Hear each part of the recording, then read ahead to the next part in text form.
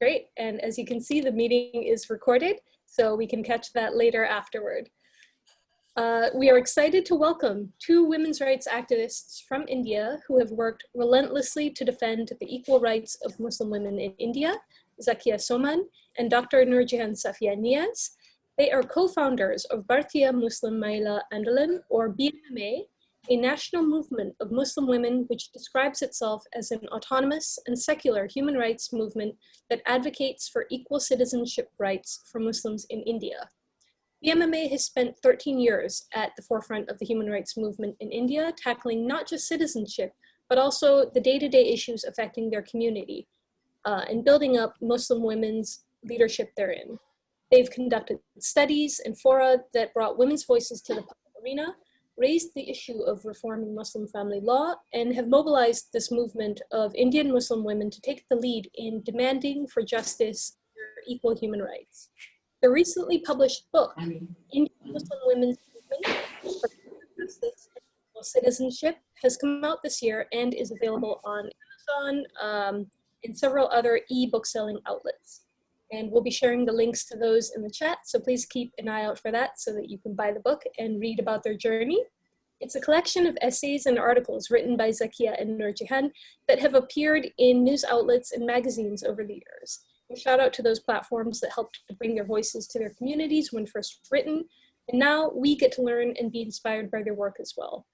The book provides a glimpse into the collective and tumultuous journey of women demanding reform in Muslim family law in India and for equal citizenship. And it highlights the challenges that are faced particularly by women. It also celebrates the successes of Bmma along the way, such as the development of Muslim women's organizing in India, the abolition of triple talaq, or unilateral instant oral divorce, and women's entry into the tomb of Haji Ali Dargah. Their first-hand accounts give us insights into their grounded struggle for ordinary women, giving hope and strength to address discrimination through a shared vision and collective democratic action. We are so honored to have you. Thank you, Zakia and Noorjehan, for taking the time to join us today and to engage. Thank you, Alex. Yay! So let's kick off with a quick introduction to Bmma. Over the past 2 to 3 years, the Indian Muslim women's movement has been associated primarily with triple talaq. But there's so much more to the movement than just the struggle. Could you tell us more about your motivation behind starting Bmma and in turn starting the grassroots women's struggle to reform discriminatory practices of Muslims in India, especially as it relates to marriage and divorce? Zakia, could we start with you? Thanks, Alex. Definitely, Bmma is not only about triple talaq. Although triple talaq abolition became a huge success, but there is a context that we need to keep in mind as to why Bmma came about, and equally importantly, how Bmma came about. We need to go back, a little bit in time. If I can draw everybody's attention to how the 9/11 had influenced all the countries all over the world, and it had particularly influenced Muslim communities everywhere. And following that, we in the year 2002, we also had a major communal riot in India. And at that time, we felt that the burden of identity about being Muslim, it raised several question marks. And for us, all of us women, there was also the question of rights violation in society, in public, but also rights violation within community and at home. So we were facing multiple kind of marginalizations. And some of us were, like we didn't know each other so well, but we started knowing each other quite by chance following the Gujarat riots, because we started sort of bonding with each other because of the entire burden of the ascribed kind of identity. We started identifying with each other and we started bonding. We started to know that there are fellow Muslim women who are undergoing similar kind of struggles. So, oh, we've lost Zakia. We, sorry, I'm on the iPad. It just fell off. I'm sorry. No So problem. yeah. So we were looking for answers, and we were realizing that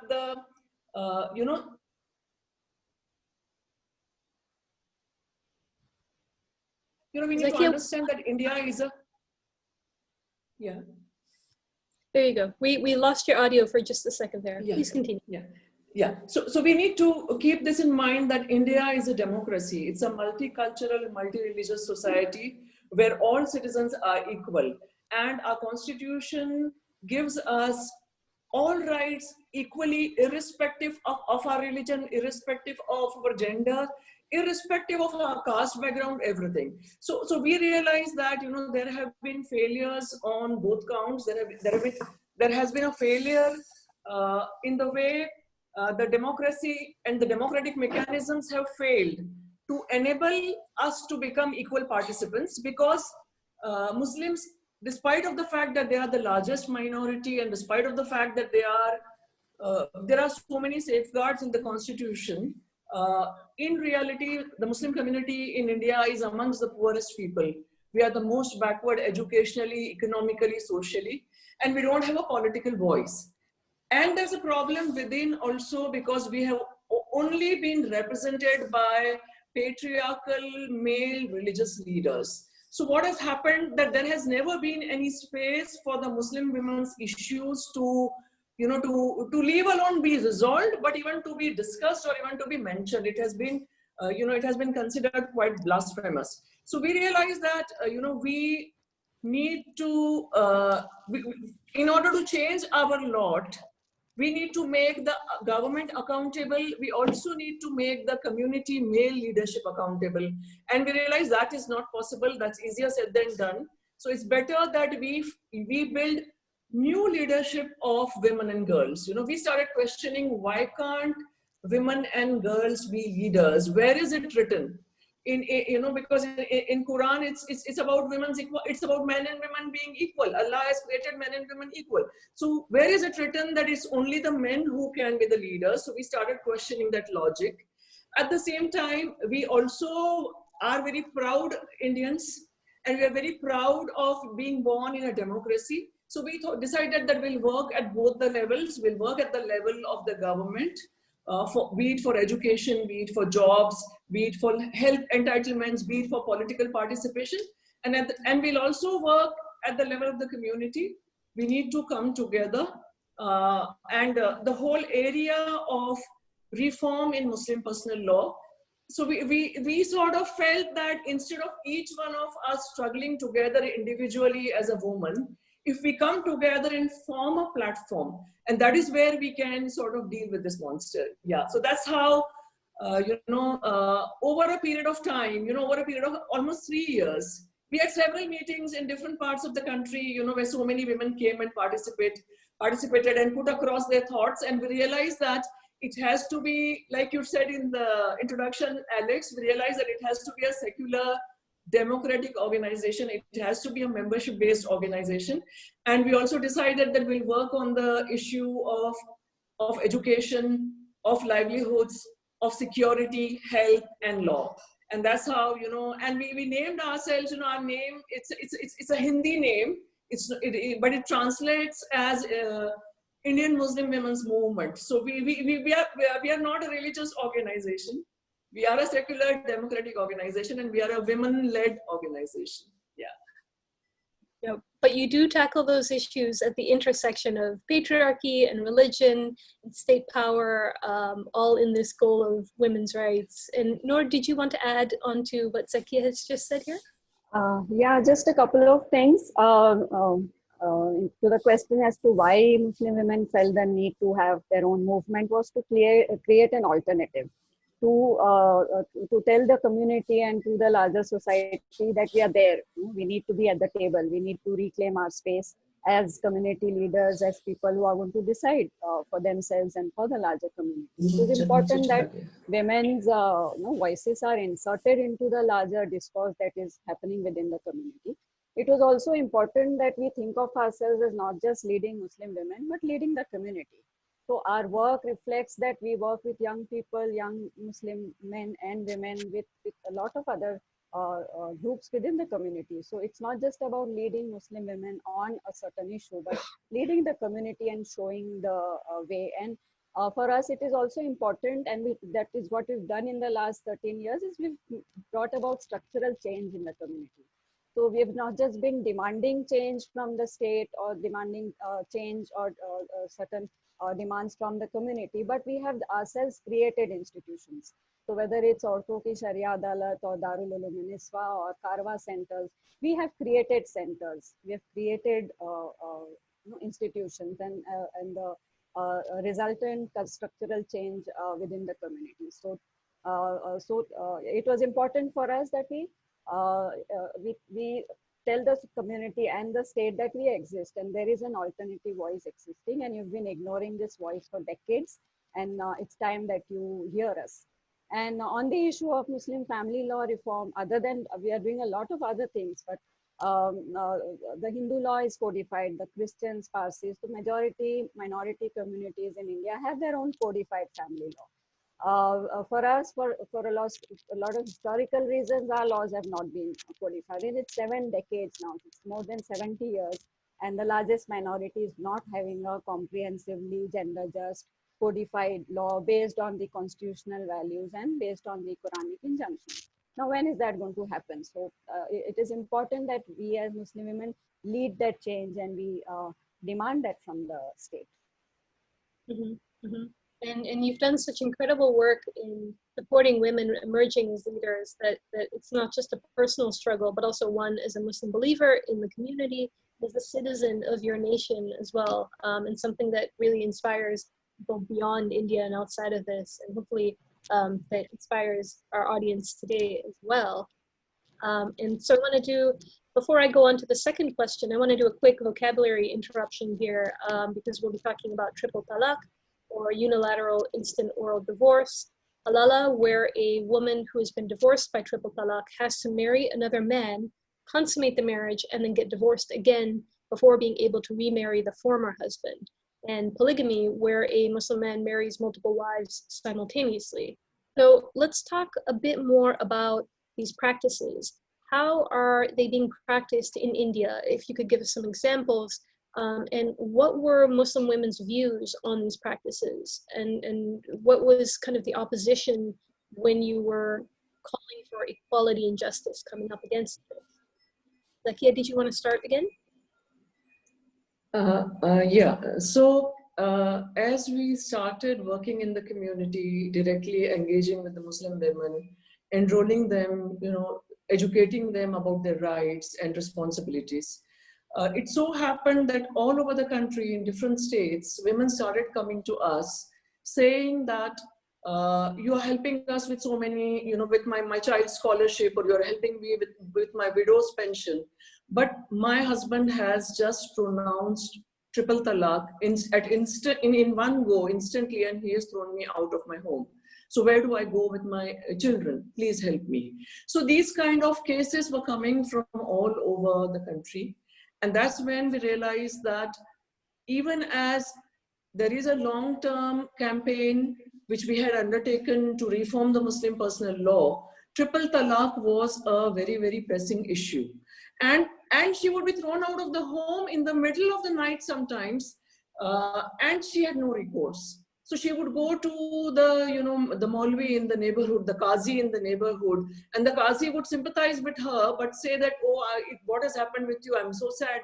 But because he has uttered these 3 words, talaq, talaq, talaq, you are no more his wife, and your relationship is now haram. So this is one example of how pressing the issue of triple talaq has been.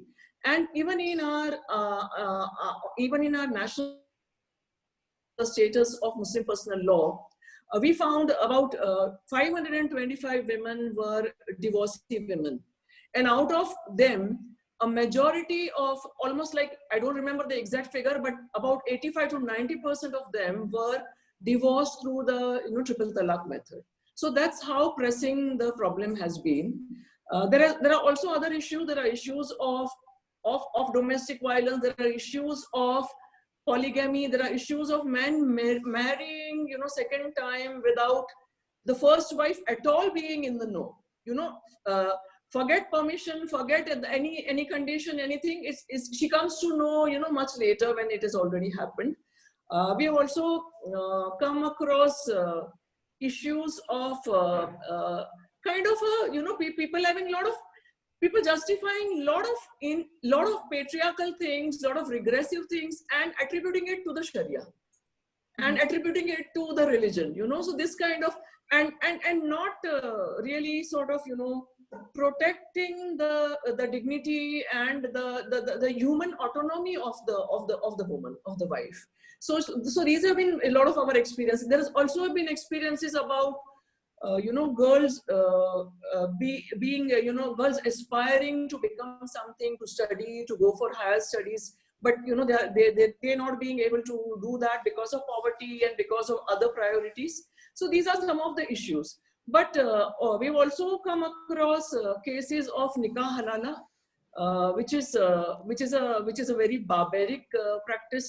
In some ways, it is as horrible as rape, and in some ways it is even worse than rape, because here it is done in the name of religion. So yeah, these are some of the practices, apart from the fact that women, most of the Muslim women in India are engaged in some kind of productive work. It's just that they don't get the remuneration.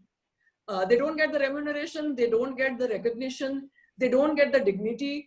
One of the major studies which was done by a committee constituted by the Prime Minister of India in 2005, 6, 7, such a committee, they found out that almost 80% of the home-based women workers in India are Muslim women. So, but that typically they have no social security. They have very low wages. Like they work for the whole day, and the wage is not even equivalent to $1. So you can imagine, and whatever little they earn, they try to run their family, but they don't have the kind of decision-making power, within the family. So these are these and similar kind of issues. So the issues which are faced by all women in a patriarchal society.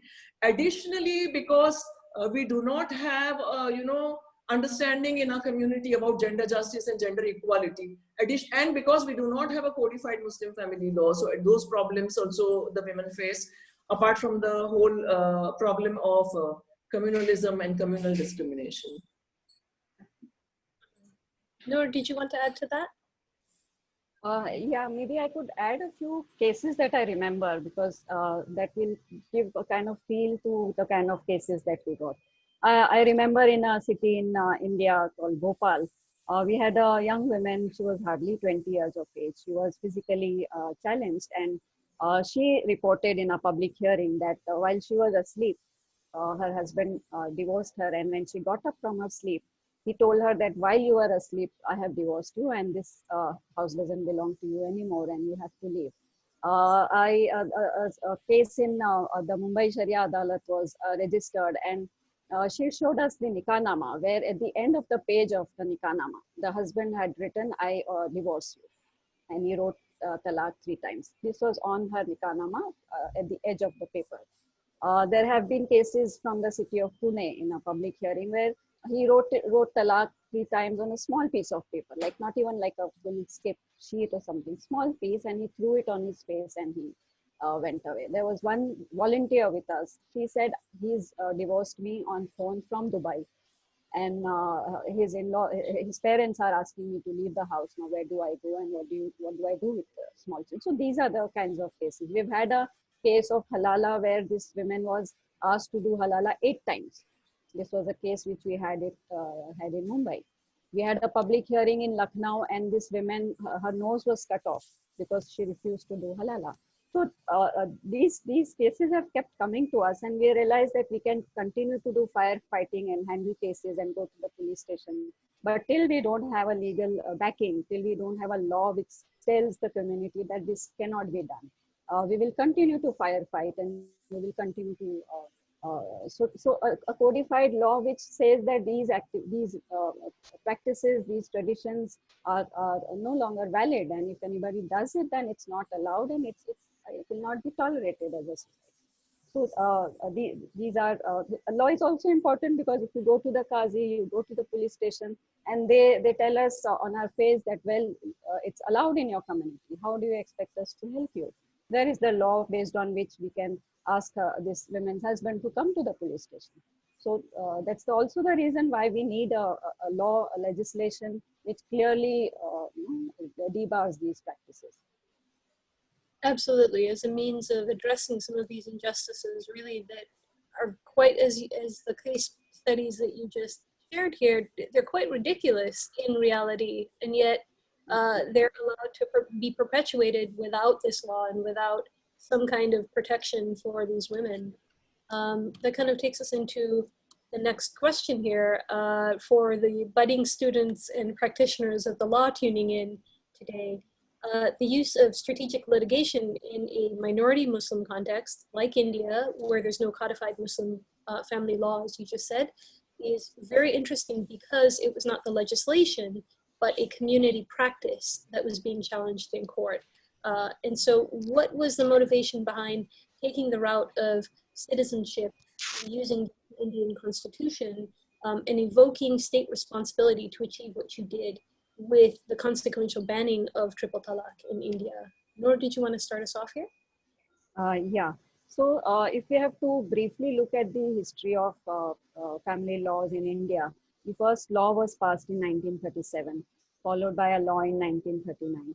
And after 47 years, another law came in 1986, which talked about maintenance after the Shah Bano case. And after 1986, you come to 2019, where we now have a law against triple talaq. You look at the gap and look at the kind of practices which are still beyond the ambit of law. So for us, there is no law. Okay, so we have to start by asking the state to give us a law, because only on that basis can we go to the state for protection.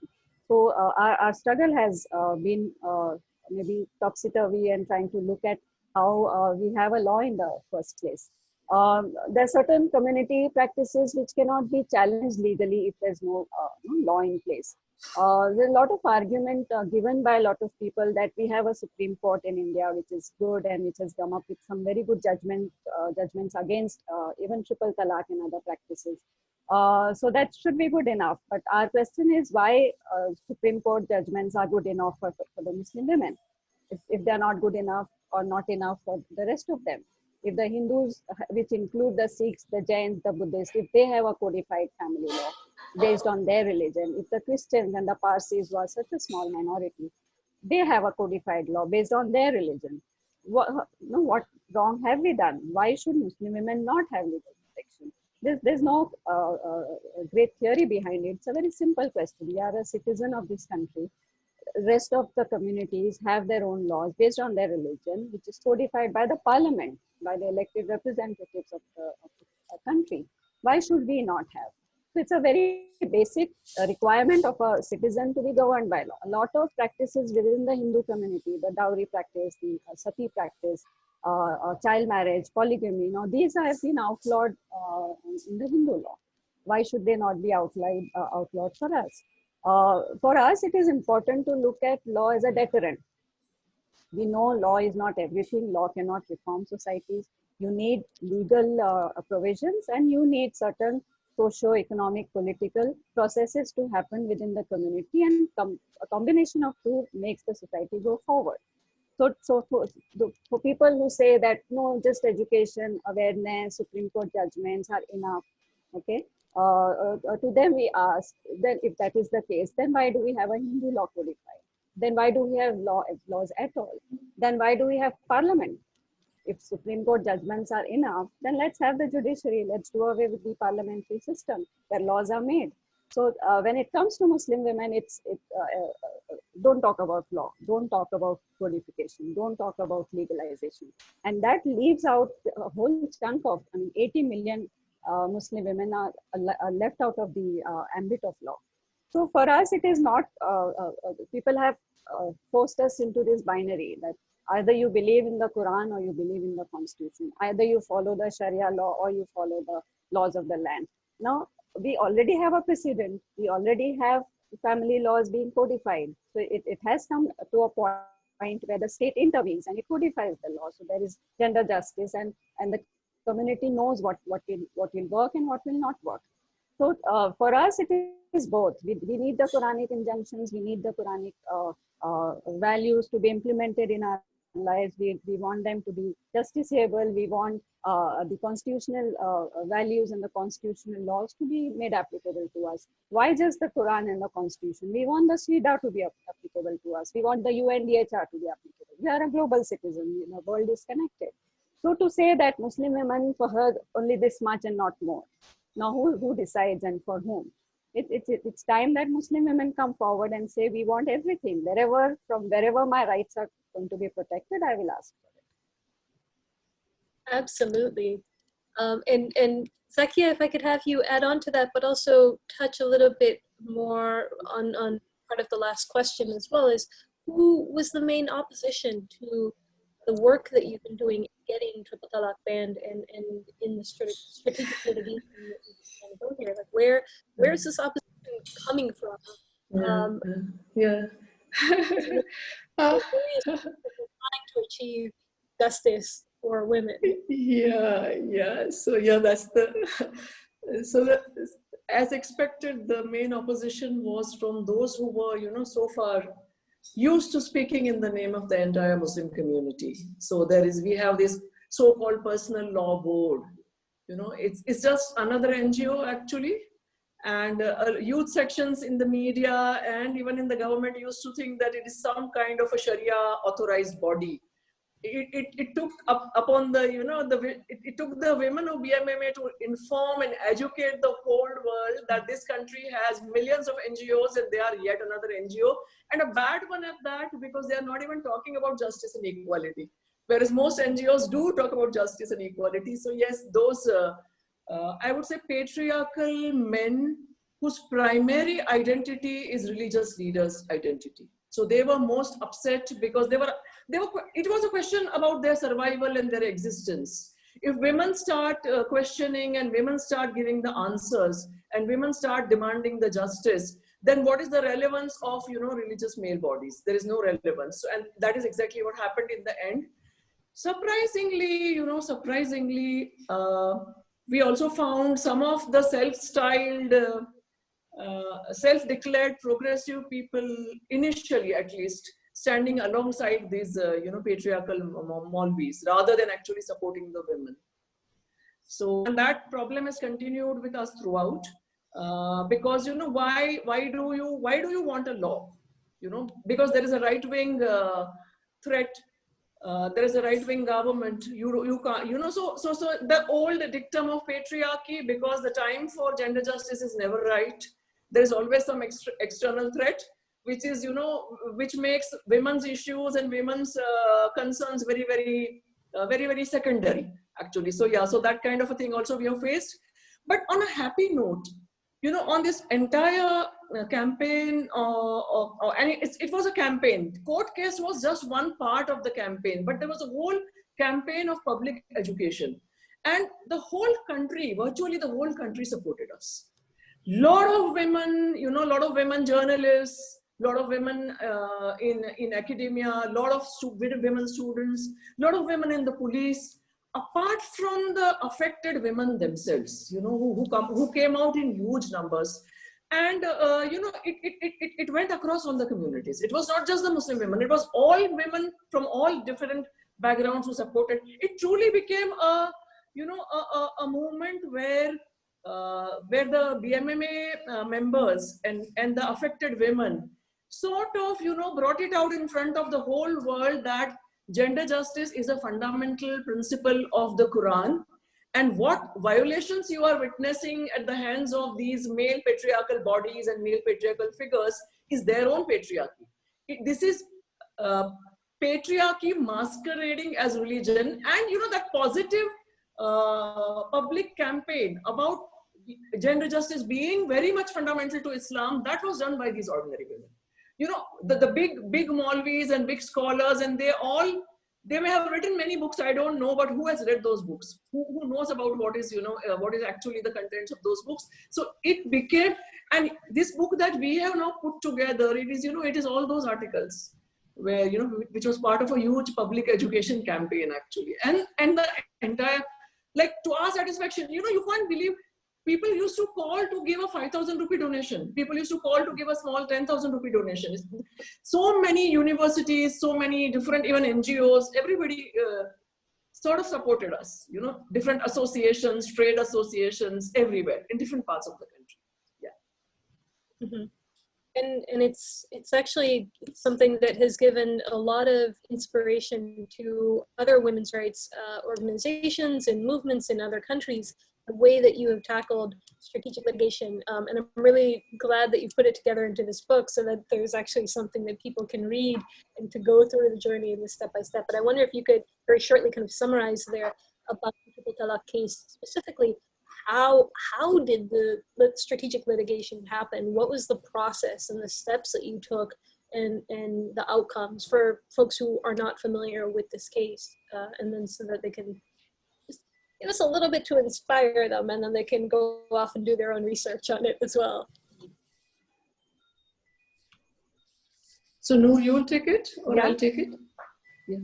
Yeah, so what happened, Alex, is as Zakia said, we got a lot of cases coming to us, and we realized that we need to create fresh data, fresh information, fresh knowledge about what is actually happening in the communities vis-a-vis the Muslim family law. So we did simultaneously did a lot of work in the community. So the first thing which we did was a series of public hearings and public meetings where on the panel were the victims themselves.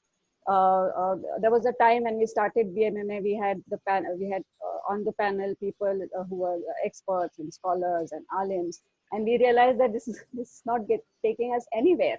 We need to have the victims upfront out there to talk about their issues, to face, to tell the whole community what she is going through, to let the whole world know her lived reality.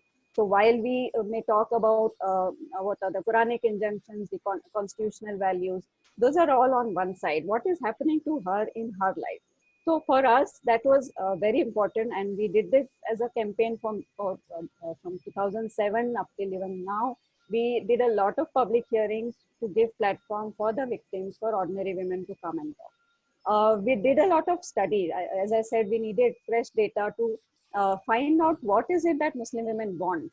I think that has never happened in the last so many decades. Nobody has gone to ask these women, ordinary Muslim women, what kind of a law do you want? When do you want the girls to get married? When do you want the boys to get married?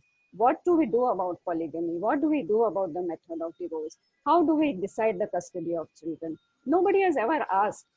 As we said earlier, it was a matter of Sharia. It is a matter of religion. Only a certain category of people, the alims and clerics, will talk about it. Rest of the community should be keeping quiet. They should be only following what these clerics tell us, which includes talaq by verbal divorce, having multiple marriages, having marriage at puberty. Whatever they say, we have to follow. Okay, and then when these cases it started to come in, we collected data. We did our own study of the Quran. We've been reading Quran all our lives, but how much do we really understand the text from a feminist perspective, from the perspective of the family law?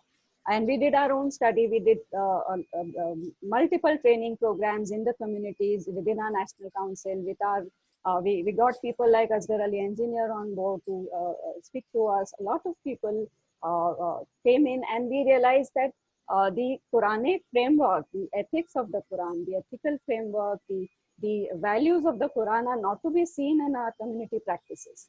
So while Quran doesn't talk about triple talaq at all, in fact, it gives a very elaborate method by which the divorce should be happening.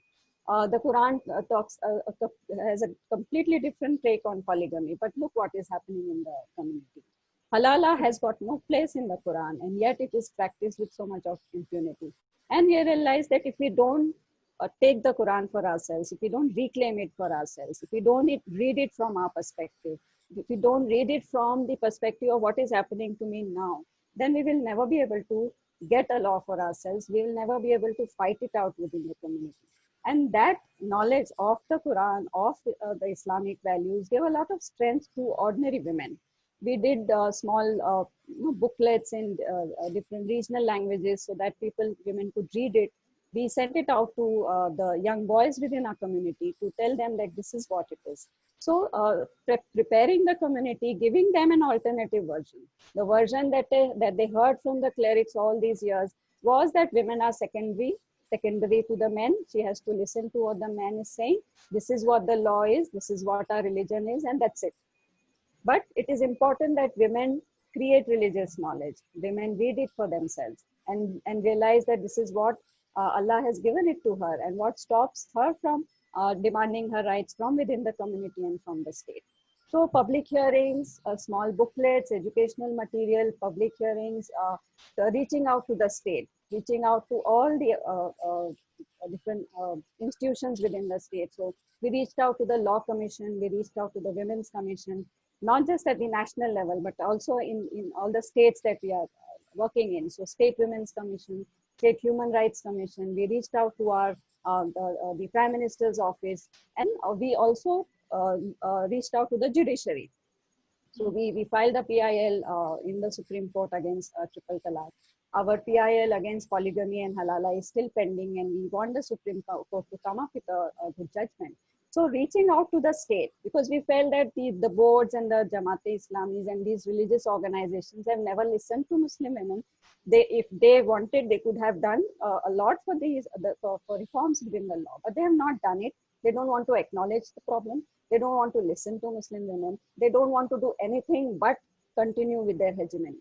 And so we felt that we need to focus on the state, because law is finally going to be made in the parliament. Law is not what the All India Muslim Personal Law Board says. A law is not what you and I say. Law is what is made by the parliament of this country. So why not focus our energies and reach out to the parliament and seek a law? So that has been our journey all along. Yes. And if I have to add, the 5 women who went to the Supreme Court were victims of triple talaq. I mean, we need to salute these 5 women: Shaira Banu, Afreen, Ishrat Jahan, Atika Sabri, and Gulshan Parveen. They went to the Supreme Court. One can imagine that these are also women who are very, very ordinary. They don't come from political backgrounds. They are not even very highly educated. They don't even have those means to go to the Supreme Court. But they were so frustrated. And they were representing the frustration of so many millions of women that they had to seek the Supreme Court's intervention. Absolutely, and this movement really is built on the courage of these 5 women and all the Absolutely. everyday that you talk about in this book. And I wonder if we can maybe shift gears and talk a little bit about the book now. And can you tell us more about it and what inspired you to publish it now? How did the writing process happen? And I know for the activists who might be tuning into the webinar and to watch the recording later, who've long been inspired by the work that you do, what tips do you have for other Muslim women's organizations and movements in other countries similar to yours in documenting their struggles and their journeys in the way that you have so succinctly and yet so comprehensively in this book that we have with us today? Zakia, would you like to start here? The simple reason why it came out now was because of COVID and the lockdown, and all our activities at least came to a halt because of the lockdown and because of the real danger also of the virus, and the fact that we are all dispersed across different parts of the country, and it is not possible for everybody to now convene for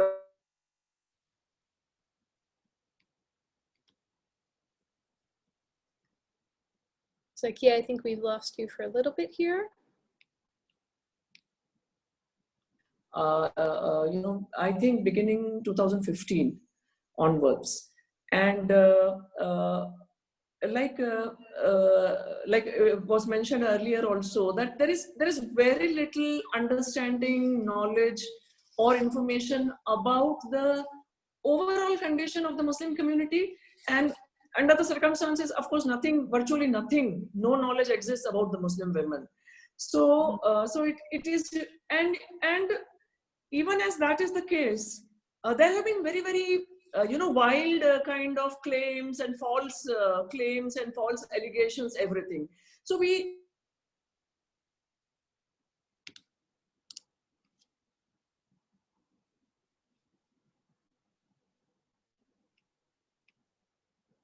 because we feel that, that is the only way we can answer them. So whenever, like, I remember whenever, the personal law board, when the petition was filed and our petition was also filed, the personal law board joined the petition as the opponent, and they started filing all kind of ridiculous affidavits.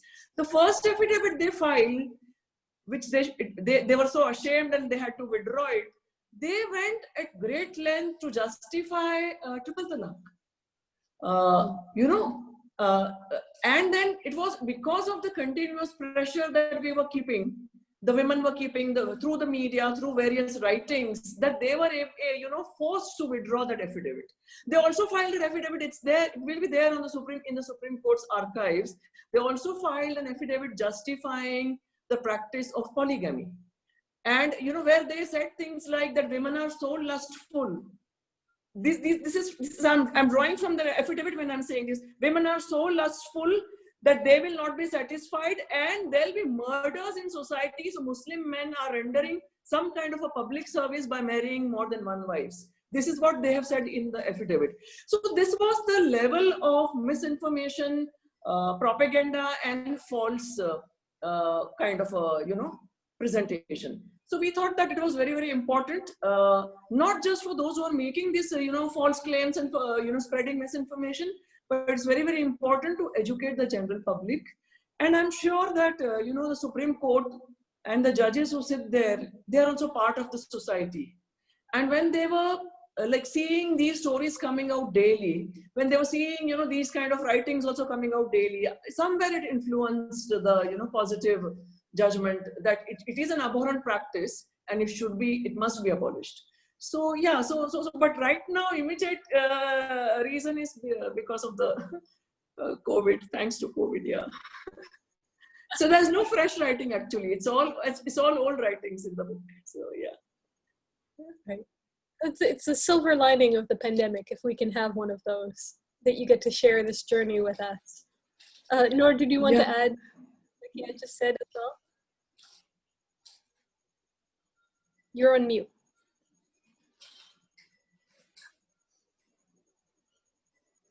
Yeah, so for us, it was important that we write our story. Our slogan is our struggle, our leadership. And to that, if we have to add, then it's our narration as well, right? If we are struggling, if we are leading, and if we are picking up issues of the community, if we are leading the community, then who better than us, other than us, who can write about these issues? It was also important for us to look at Muslim women not just as victims. Of course, she's a victim of a certain patriarchal setup and certain practices, but she's also a change agent. She's out there and she's wanting that change, and she's wanting that reform. We're quite disheartened to see that Shabanu or other people in the past who fought these legal battles were portrayed as victims. Whereas if I have to look at Shabanu, she was a change agent. She knocked the doors of the court for her rights as a citizen of the country. And we didn't want to leave it to other people to portray us as victims, as women who suffered and who finally got something from the state. It's important that it's our narration, our story in our language, in our the way we have lived out the reality of the last so many years. It was important that we write it ourselves. Mm-hmm. Mm-hmm. And these articles were written over a period of 7-8 years. They got published in different newspapers, magazines, web portals, and as Zakia said, lockdown was a good time to put them all together. And because it was also a reflection of what we thought on certain issues. What is our take on the Muslim family law reform process? What is our take on secularism? What is our take on feminism? Because we've also been in some ways looking at the feminist movement in our country, and where does it stand today vis-a-vis Muslim women? How do they look at the Muslim women's movement, and how do we look at them? and where are the points of departure and points of merging together. So these were written down, and we felt that we need to put them all together at one place. Mm-hmm. Definitely. And so tips for activists who are also working on their own struggles in their own countries then have to be, number one, keep writing about it and get it out there. Yeah, and anything else to add to that? I think young Muslim women should also use social media. Of course, they are already using it, but how do we use social media to talk about our issues, to not leave religion and Sharia matters out for a certain section to deal with? What is your experience of this aspect of your life? It needs to be talked about. It needs to be discussed and debated. And the time to keep it under a carpet, to hush it up, the time is over. It's important that within the community we start this dialogue. It is important that we introspect. We look at ourselves critically. Where are we going wrong as a Muslim community? What are we doing to our own women? What are we doing to our own families? If the women in the family is insecure, if she is not treated with dignity, what happens to the community? And then if the community is also insecure, what happens to the women? So there was a time, or even now, legal issues of Muslim women and legal status of Muslim women within the families is juxtaposed against the security or the insecurity of the community. But they are not mutually exclusive. If the community is insecure, the women are affected. If the woman is insecure within her family, it's not going to lead into a better or a stronger community. So let's not make compartments. These are Muslim women's legal issues. These are her social issues. This is the larger community. Muslim women are part of the community. That she needs to realize, and the larger community needs to realize, that Muslim community is not Muslim male community. It includes the women, it includes the children. What happens to her impacts the family. What happens to her impacts the children.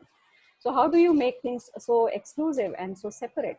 If she is divorced and she's on the road, who's getting affected? The children are getting affected, the family is getting affected, the community is getting affected. So this binaries and trinaries and putting people into boxes, putting issues into boxes and saying that let's talk about this and let's not talk about that. I think that we need to break now. Yes, exactly. I couldn't agree more. And I know we have a lot of questions that are waiting from our audience who are really interested in hearing on all these different issues. But I wondered if really shortly, perhaps Zakia, if you could talk about what's next for BMMA, and especially given this current context with the pandemic, with what some people have called a draconian anti-Muslim legislation, like the Citizens Amendments Act and the National Register of Citizens. What do you envision as being some of these key challenges for BMMA going forward, or at least in the near future? Yes, so the that there is a need for a comprehensive reform in Muslim personal law. So that's an ongoing campaign, and it will continue. I think perhaps it will continue for entire lifetimes for several people. So that will be going on, because right now we only have just one law, and that also is not playing out so well on the ground. You know, the law against triple talaq is not really, it's not really imbibed by the community. It's not really imbibed by even by the state institutions. So that thing has to go on. And over and about triple talaq, there are several other issues about, you know, reforming Muslim personal law. So we have already talked about those, so that will go on. Definitely there is a because India is a multicultural, multi-religious, multi-faith country, and there is a lot of threat to the constitutional promise of justice and equality.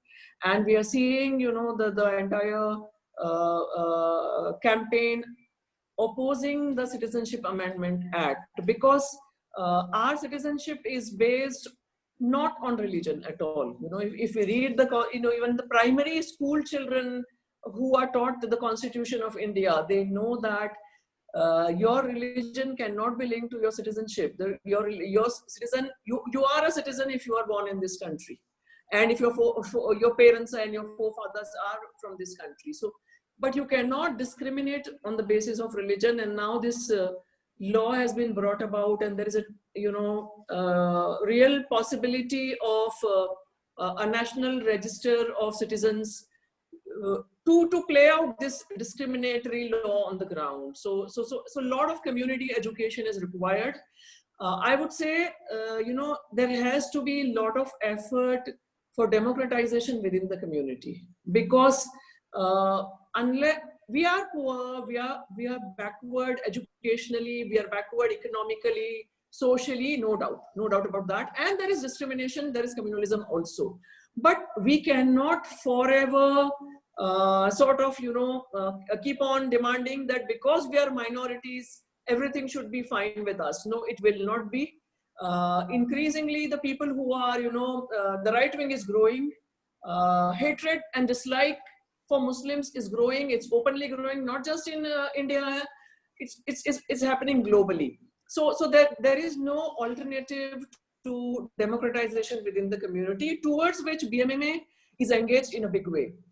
Because legal reform, we are at the forefront of legal reform, but we also know that law or legal reform is only as good as the society will accept it. So social reform is also equally important. And I would also say that more and more girls and women need to speak out. We need to know that change is never going to be easy. There will always be a lot of barriers. There will always be a backlash. There'll be a lot of fear. But if you have your own faith in Allah, and if you have your faith in the message of the Prophet, speak out, stand up for your rights, and stand up for the rights of all around you. So yeah, so we saw, the leadership of Muslim women demanding change democratically, which began in the movement for abolition of triple talaq. We saw that same leadership continue in the anti-citizenship amendment agitation. All the protests were led by Muslim women across the country. So that's a very good beginning which has been made. But then there has to be certain structural changes, fundamental changes within and without. Because the fight for justice and equality cannot be a fight which can be fought in compartments. If we are demanding justice and equality from the state, which we should, and we will continue demanding that, we have to also give justice and equality to our daughters, to our sisters, to our wives. So it cannot be, because otherwise it will not be a strong fight. It will never be a strong struggle. And the values of the Quran and the values of the Constitution of India also teach us these values of justice and equality. And they also equip us and empower us to lead, these kind of democratic fights, and not to sort of give up on our demands inside the home and outside the home, in public spaces and in the private spaces. So yeah, so it is like I said, it's a work of several lifetimes for several people. And I would also like to say here that in India has different communities, and there are so many marginalized communities.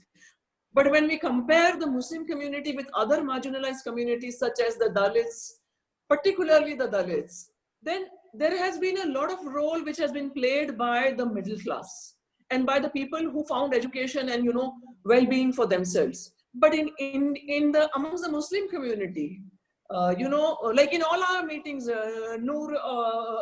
we always discuss this, that if 100 women come to our meeting, out of 198 or 99 are from deprived economic background. Because middle class women, they do not soil their hands, with these kind of democratic struggles. So Muslim middle class has to come forward, howsoever small that middle class may be, because change demands participation of all sections of society. And in our community, there is a lot of damage which has been wreaked, which has wreaked havoc because of the conservatism and the patriarchy and the overdue importance given to the religious figures. And also the nexus between these religious figures and the political parties. And the women themselves have made this beginning. But the educated people, the empowered people, those sitting in the universities, those scholars, if they don't come out openly and support, if they, then I think Allah will not forgive them. Because when Muslim women are struggling alone. So yeah. So there is a need for all-round change, and there is a need for an all-round participation on several fronts. Right. And I think what I'm going to do right now then, because just in the interest of time, we're going to shift over to the questions that have come from our audience members. And there's a lot of interest really in triple talaq and strategic litigation. So one of the first questions here is, the present government is using criminal law as a tool to intimidate Muslim voices. Within that context, how does Bmma view the criminalization of triple talaq? And there are several related questions to that as well, just in thinking about, has BJP managed to exploit the issues of Muslim women to spin a political narrative to its advantage in states like Uttar Pradesh, and whether demanding legal intervention would further state intervention that is, again, patriarchal and right-wing, and so does that actually help to fix the problem? And attached to that as well, and I know I'm kind of stacking these, but just to be able to give you a chance to answer it more fully, does the Modi government will soon enact a uniform civil code according to them? Do you think that will actually help Muslim women?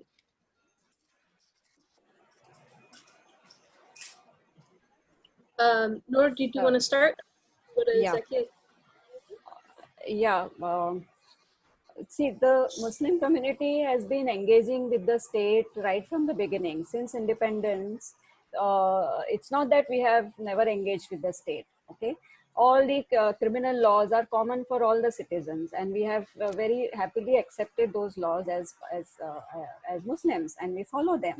We are governed by all kinds of laws, codified as well as other laws that are passed by the government. Why this resistance to Muslim women wanting legislation? If that's the case, then Muslims should declare that, well, we will not be wanting to be governed by any law of the country. You are a citizen and you are accessing the laws. You are using it for yourself. You are a citizen and you're doing it as a citizen. So why should Muslim women not be going to the state and asking for the law? In 1986, the Shabano case happened, and then we had a law for maintenance. Who went to the parliament? Muslim women didn't go. It was the All India Muslim Personal Law Board and the religious bodies who went to the parliament and sought a law for themselves, right? So if they can go to the parliament, we can't go to the parliament. Who decides, and why this kind of a barrier for Muslim women to reach out to the state? On the issue of criminalization, there's a lot of misinformation. People are deliberately kept away from this information. If you look at the law of maintenance, the law of maintenance invites the criminal procedure code. This was exactly the law which was ruling Shah Bano and the Muslim community in 1985. And the clerics went to the government that time and demanded that Muslim women be taken away from the provisions of the criminal procedure code. And that was the time when all of us, a lot of women's organization insisted that as a Muslim woman, she's a citizen and she should not be taken away from the ambit of a civil law. Okay, so lack of payment of maintenance invites a criminal proceeding. If you look at the Child Marriage Act, the Child Marriage Act has become, in 2006, this law has come in, amended law, and it is very stringent about child marriages. Why should the community be kept away from the provisions of those law? And it actually has not been kept away. It is applicable to all the citizens. Polygamy is an offense. It invites 7 years of imprisonment under 494, IPC 494. So if you look at the provisions of all personal laws, there is a penal provision everywhere. Now, in case of triple talaq, a lot of people say that, well, it should have been treated under the Domestic Violence Act, and that it should be treated as an abandonment issue. But abandonment is different from divorce.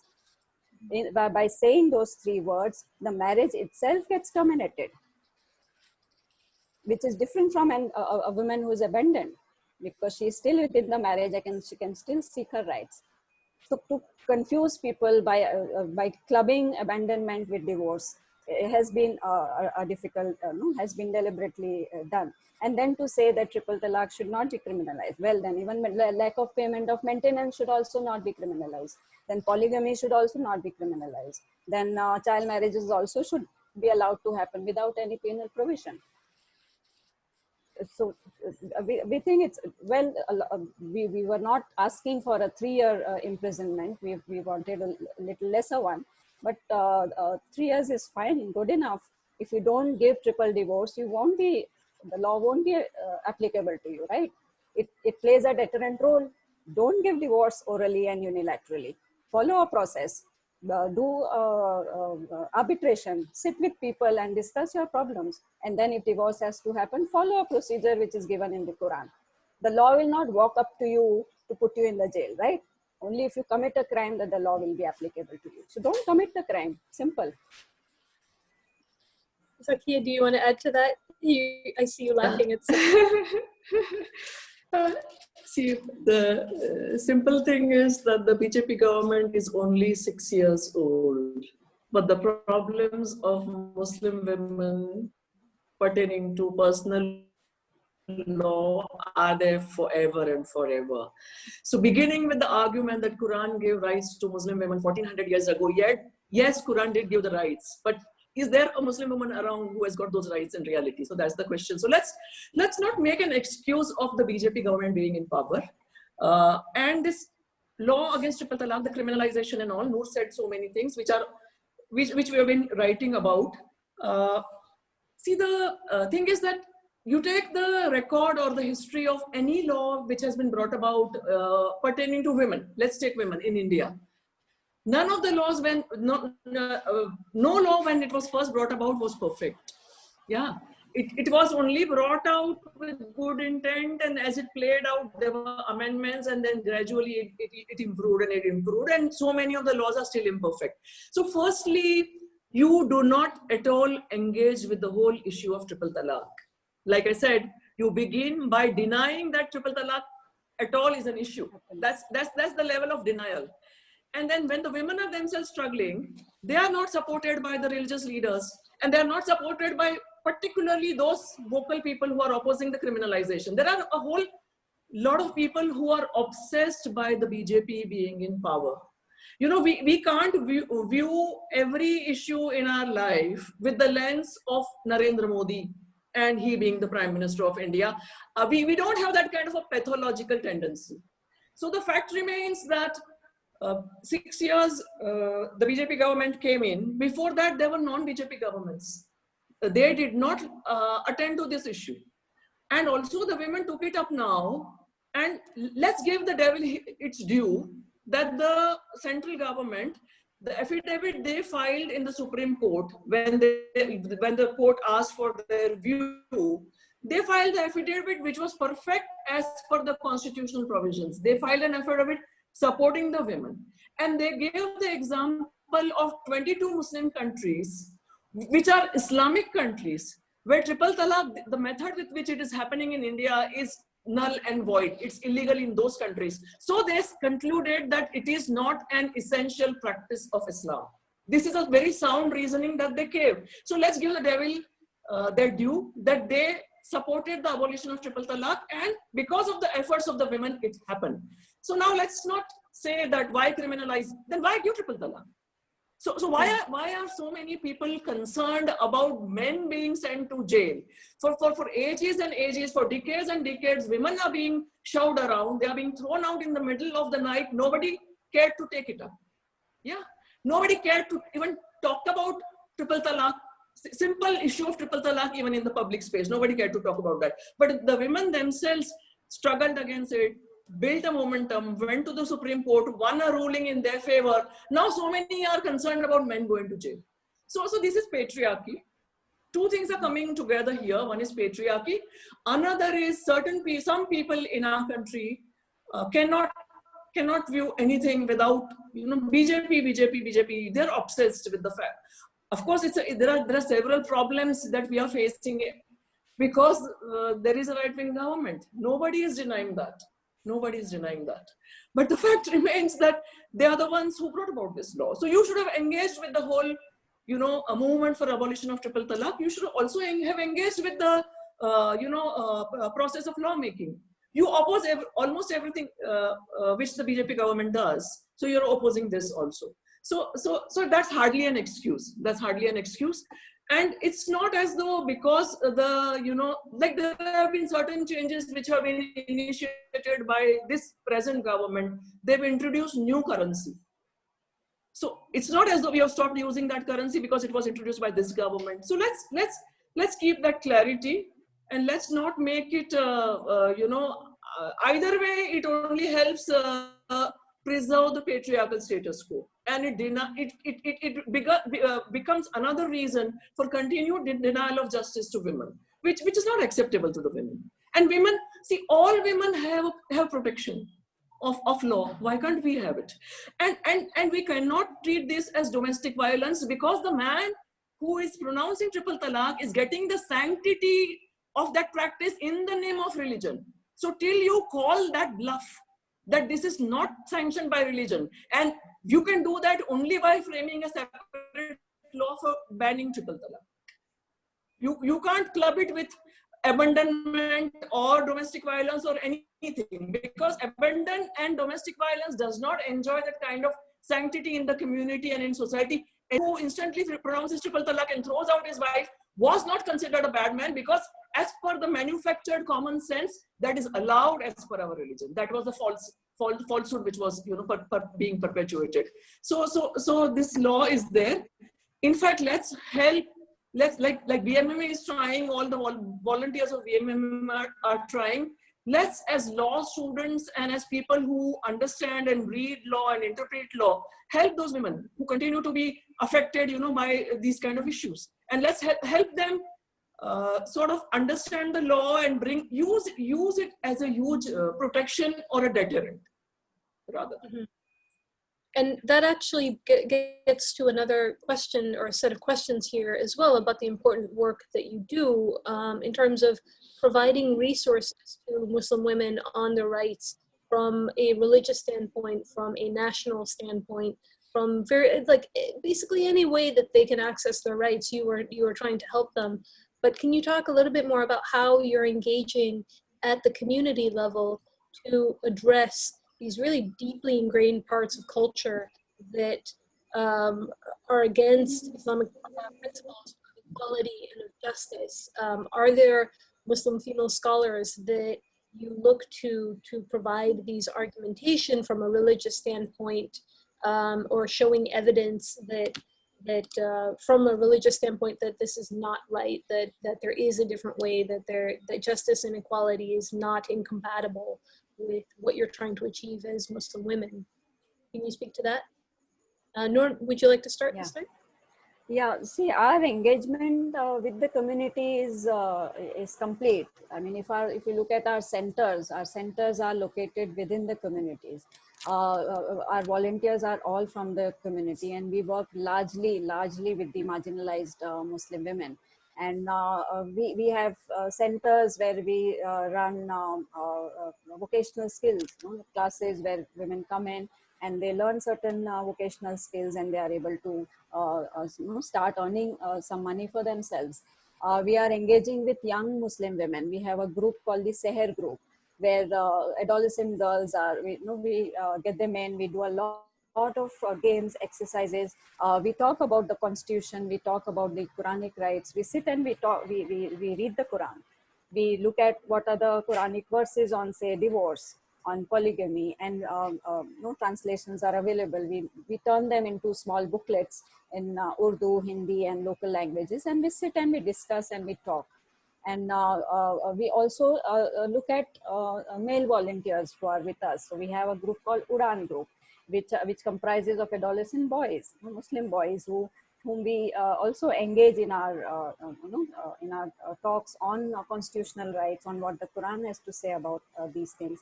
We engage in a big way on issues of employment, on education, on health. So we have community volunteers who are women who want to do something and who don't know how to go about doing it. So we do a lot of training programs on health issues. We encourage the community volunteers to do a monitoring of the PDS, the ration shops where food grains are made available for the poor. We ask them to monitor the health ports, the smaller health dispensaries in the community, whether certain services which the government is supposed to provide, whether those services are coming in or not. So as I said earlier, we are not just leading Muslim women on issues of Muslim family law reform. Yes, that's been an important part of our work.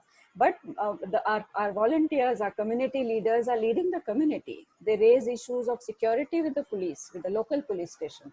They sit in the police stations to monitor what kind of cases are coming in there. So working with young people. So that's the kind of very, very deep-rooted engagement with the community.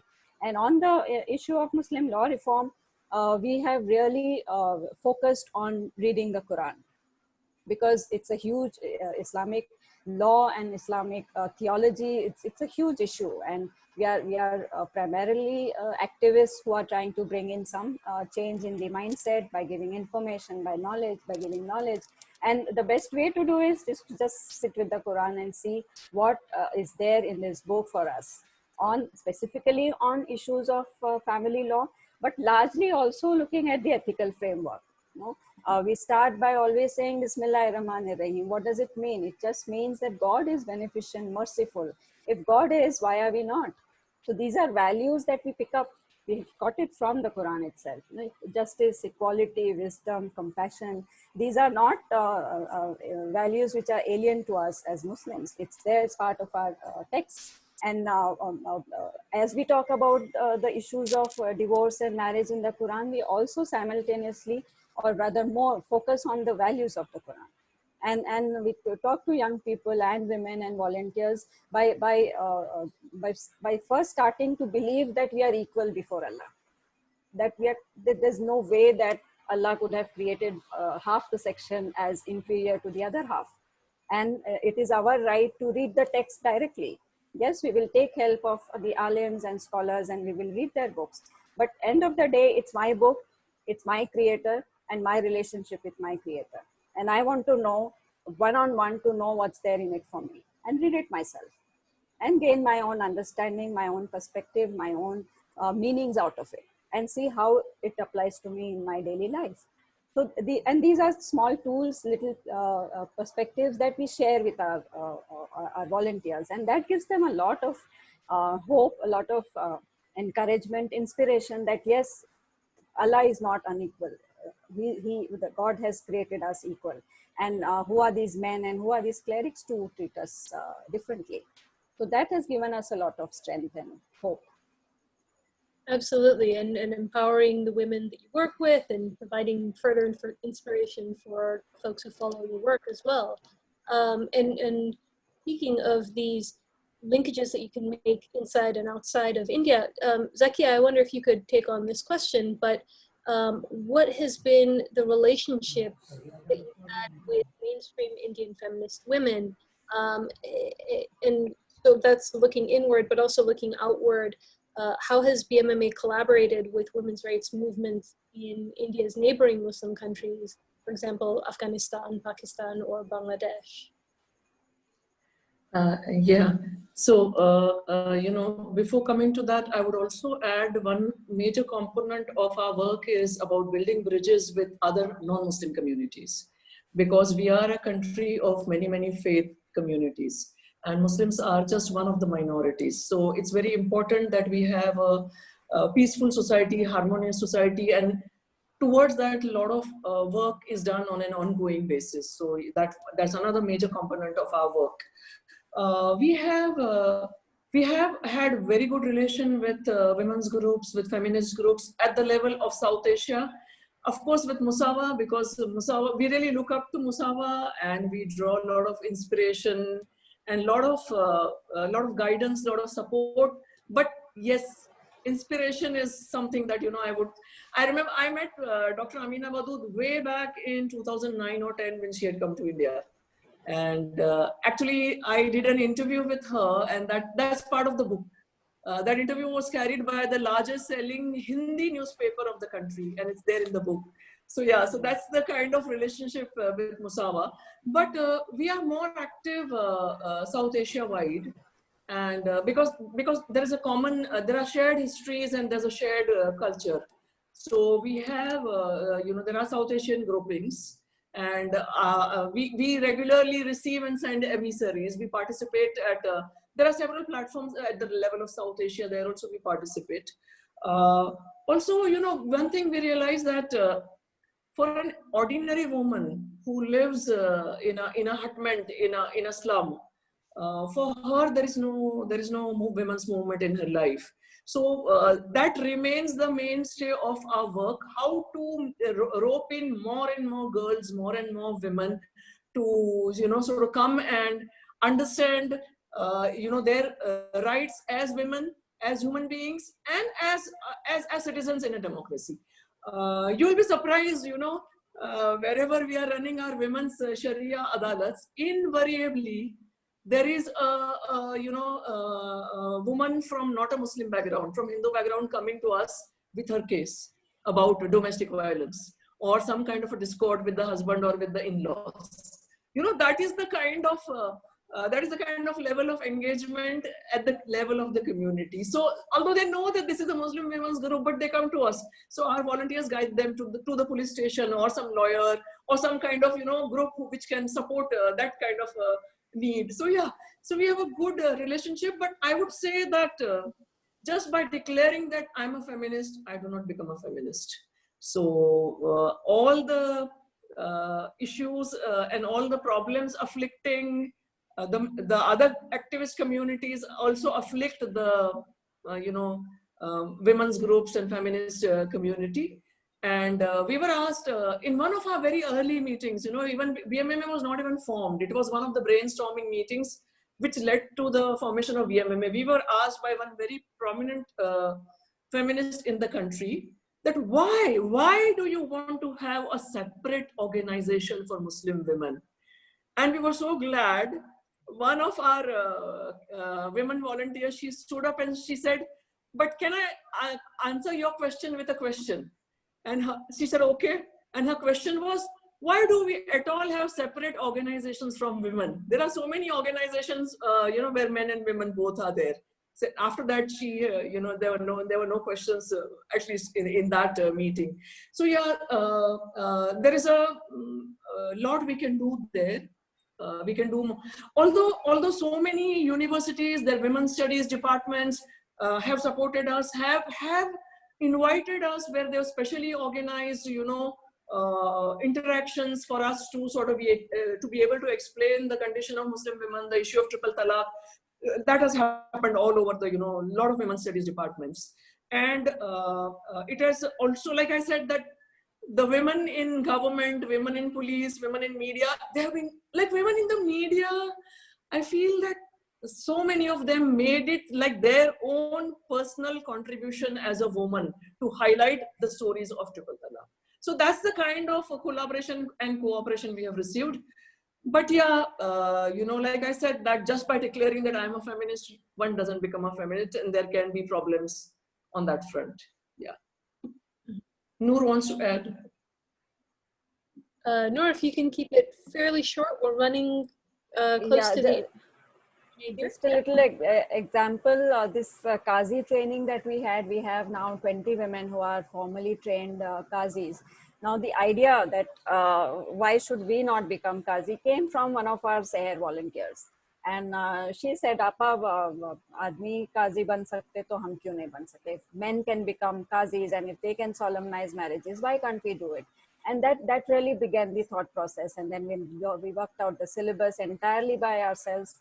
The training schedule, the examinations, and the report cards, the formally run program. So once you're engaged, once you are close to the people whom you're working with, then a lot of exchange of ideas happen, a lot of inspiration you get from your own fellow women, and a lot of things emerge. Fantastic. Okay, so we have we've run out of time. I'm just going to ask this last question of Q&A and then we'll do the outro. But considering that our partners are with Harvard here and a lot of the audience is coming from there, do you have thoughts on the parallels or the differences between the Black Lives Matter movement that's taking place in the US right now and BMMA's Muslim women movement in India, specifically thinking about policy advocacy and community organization in those perspectives? Zakia, you want to take it off? Yeah, definitely. Like there are so many forms of violation of human rights. Race is just one of the forms. But in our part of the world, it's more about the religious background, the gender background, the class background, what economic class you come from. And it so happens that we are living in an age of Islamophobia. And we are seeing lot of hate towards the Muslims today. And we are also seeing violence taking place, and state agencies not at all coming nowhere up to the mark, despite of the democratic safeguards and the democratic provisions. So there is a lot of solidarity, lot of collaboration, lot of collaboration happening, and lot more possibilities also. Because all said and done, the people in the South, the global South, we have always been struggling with these issues, and call it the irony of the times we are living in, that it has also come in a major way to the countries of the global North. And the solidarity between people and oppressed people of the North and the South has always been part of our mission right from day one.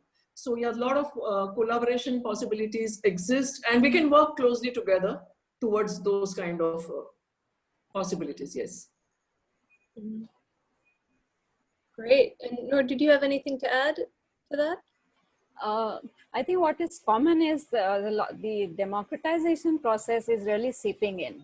So all the marginalized groups across the globe are really coming out, and they are demanding their rights. I mean, so the level of tolerance really, that this much and not more, and also the kind of role social media has played in getting people together, and all of us sitting together and learning about each other, and learning from each other the strategies, and getting inspiration from each other. I think democracy, while on a larger political scale we see democracies collapsing and right-wing governments coming up, but the value of democracy has already seeped in, and whether it's BMMA or other Muslim women's groups in other countries, or the Black movement, is an indication of this emerging groups who are talking the language of democracy. Absolutely. And thank you so much to our guest speakers here, Zakia and Noorjehan. And thank you to our audience again for your engagement and excellent questions. I'm going to close this Q&A session. And just a special thank you as well to those behind the scenes to bring you this webinar, the PLS team, Salma, Kelly, and Sarah, and to my Musawah team as well, especially the coordinator of Musawah's Campaign for Justice in Muslim Family Laws, Hisham Hamin, without whom this webinar would not have been possible. And to our two speakers as well, thank you so much again for your time tonight. Their book, Indian Muslim Women's Movement for Gender Justice and Equal Citizenship. I want to remind all of you to go and read the book. It is available for download on Amazon, Kobo, Google Play, and I think iBooks soon. The title again, you want to go Google it. Indian Muslim Women's Movement. Oh, hold on. Let me start over. Indian Muslim Women's Movement for Gender Justice and Equal Citizenship. Please go out and buy it and read it and support the important work of our two speakers tonight. And please stay tuned for another upcoming webinar with the Program on Law and Society in Muslim World in Musawah on October 7th at 11 a.m. Eastern, discussing Musawah's global movement for family law reform. The announcement and the Zoom link will be coming soon. And you can feel free to follow the Program on Law and Society in the Muslim World on Facebook and Twitter. at Harvard Law PLS. You can sign up for their mailing list to get the latest updates and event announcements, including the webinar I just mentioned. You can also find Musawah on Twitter at Musawah and at Musawah Movement on Facebook and Instagram.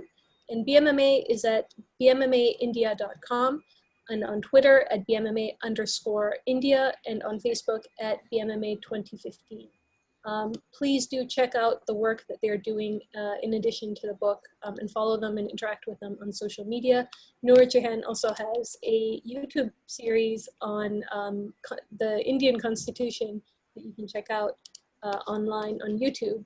And just in this final minute here, I'd like to share a little bit about Musawah's Campaign for Justice, which was launched this past June to build momentum and support for the urgent necessity to reform discriminatory Muslim family laws.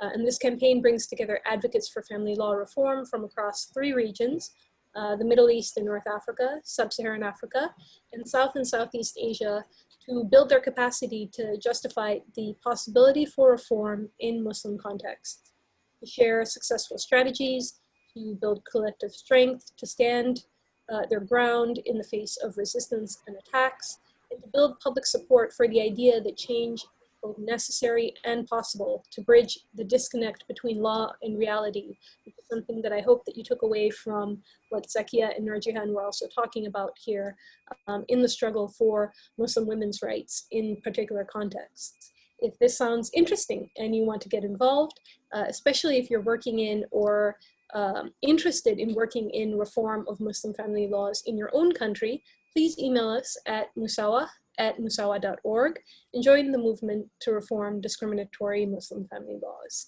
Thank you again to everyone who's joining us, and to Noor and Zakia for this conversation and the teams behind the scenes, and to our audience, thank you for joining us for this whole 1.5 hours and for all of your questions on the critical work that Noor and Zakia are doing to support survivors who are seeking justice through legal solution, making changes at their community level.